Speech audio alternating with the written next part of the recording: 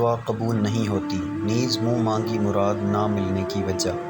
سوال: کیا کوئی ایسی دعا بھی ہے جو قبول نہیں ہوتی؟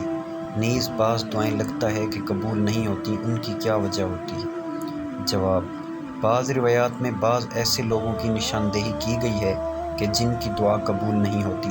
چنانچہ حدیث شریف میں ہے کہ بندے کی دعا قبول ہوتی رہتی ہے جب تک کہ وہ گناہ کی دعا نہ کرے یا ایسی بات نہ چاہے کہ قطع رحم ہو، جب تک کہ وہ قبول ہونے میں جلدی نہ کرے۔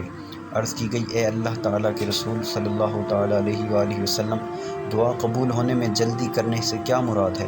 فرمایا: وہ کہے میں نے دعا مانگی اور دعا مانگی لیکن لگتا نہیں کہ قبول ہوگی، تو وہ تھک کر دعا مانگنا چھوڑ دیتا ہے۔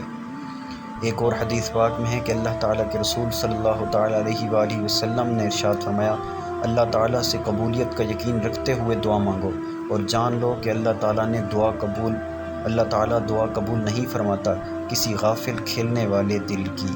نیز اوپر ذکر کردہ اسباب نہ ہونے کے باوجود بعض اوقات ایسا لگتا ہے کہ جو دعا مانگی جا رہی ہے وہ قبول نہیں ہو رہی، تو اس حوالے سے یہ بات یاد رہے کہ دعا کی قبولیت کی مختلف صورتیں ہیں کہ یا تو اس سے گناہ معاف ہو جاتا ہے، یا دنیا میں فائدہ حاصل ہو جاتا ہے، اور یا پھر آخرت میں اس کے لیے ثواب جمع کیا جاتا ہے۔ اور جب کل قیامت میں انسان اپنی ایسی دعاؤں کا ثواب دیکھے گا تو وہ تمنا کرے گا کہ کاش دنیا میں میری کوئی دعا قبول نہ ہوتی اور سب یہیں کے لیے جمع رہتی۔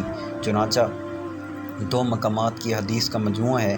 آپ علیہ الصلوۃ والسلام نے ارشاد فرمایا: دعا بندے کی تین باتوں سے خالی نہیں ہوتی۔ نمبر 1، یا اس کا گناہ بخشا جاتا ہے۔ نمبر 2، یا دنیا میں اسے فائدہ حاصل ہوتا ہے۔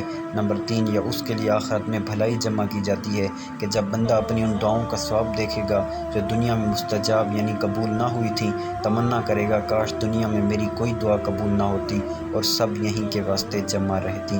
لہٰذا اگر دعا کا ثمرہ اور نتیجہ بظاہر نظر نہیں آ رہا تو پریشان نہیں ہونا چاہیے، بلکہ اللہ پاک کی بارگاہ میں دعا کرتے رہنا چاہیے، اور دعا کی قبولیت کے اسباب مثلاً فرائض و واجبات کی پابندی، گناہوں سے بچنا وغیرہ، اور اس کے آداب مثلاً دعا کے اول آخر درود شریف پڑھنا، حضور قلب اور قبولیت کی امید کے ساتھ دعا مانگنا وغیرہ آداب کی رعایت بھی رکھی جائے کہ اس سے قبولیت دعا کی امید قوی ہوتی ہے۔ نوٹ: قبولیت دعا کے اسباب اور آداب کی تفصیلی معلومات کے لیے مکتبۃ المدینہ کی مطبوعہ کتاب فضائل دعا ملاحظہ فرمائیے۔